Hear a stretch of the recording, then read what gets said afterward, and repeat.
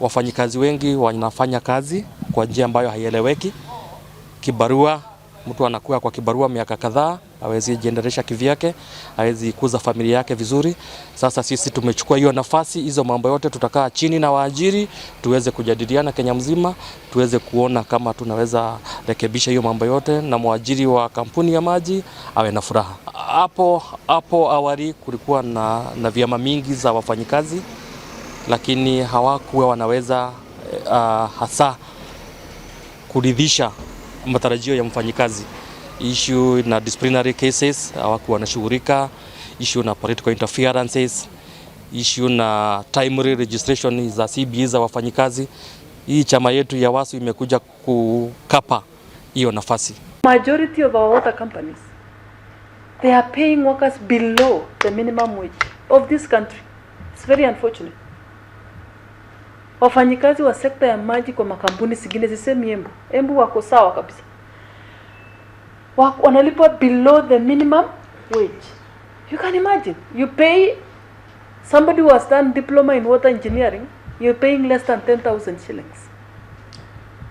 That is indecent employment. We are coming in to ensure at least such things are not seen in the water sector.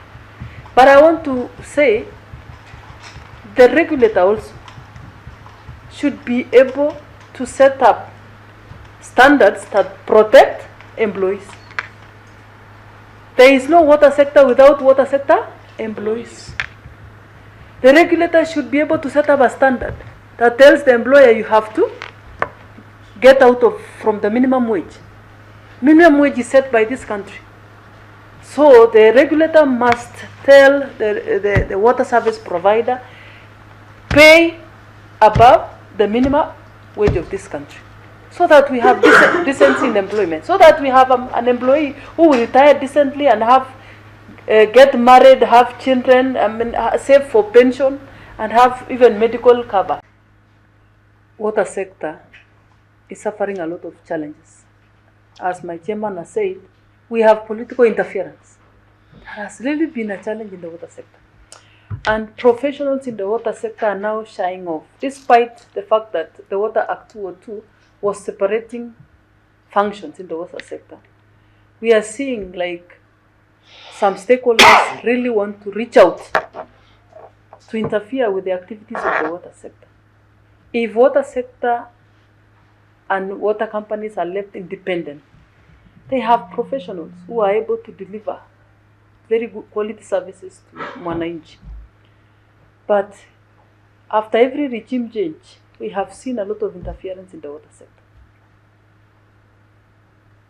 We believe the union, being the mouthpiece of the workers in the water sector, will be able to speak out on these issues enough to change some political narratives in the sector. We are not saying these are companies owned by counties, but they were registered under CAP 486 for a reason, to allow independence, to allow plowing back of revenues back to water. But what we are seeing, a lot of jostling, people coming to interfere with the activities of the water sector. Some water companies, they even have been threatened to revert back to the mainstream county departments. It is wrong. We have a Water Act that was repealed in 2016 and even 2023, and still puts water as an independent sector. I have seen professionals shy off from the sector, which is not right. You find our engineers have ideas on how to move the sector to another level. But because of politics, they shy off from giving out these great ideas in the sector. Infrastructure development is also a real issue. Much as we have non-revenue also is caused by commercial versus technical. At the initial or onset of reforms in the water sector, these water companies were to be supported. Infrastructure was to be done. We have seen last mile in the power sector. Is it electricity sector? We are still last mile. Where is last mile in water? There's a serious problem. People are forgetting that water. We are sitting on a time bomb. When we don't have water, life is threatened. We need professionals in the water sector to be given an opportunity to run the sector, not politicians. We came from the eras of Kanjo, where Kanjoras wanted to interfere with literally everything that belongs to counties. Water being a function of the county government, it is only good that they leave it to be run by professionals. It is not WASCO versus WASU.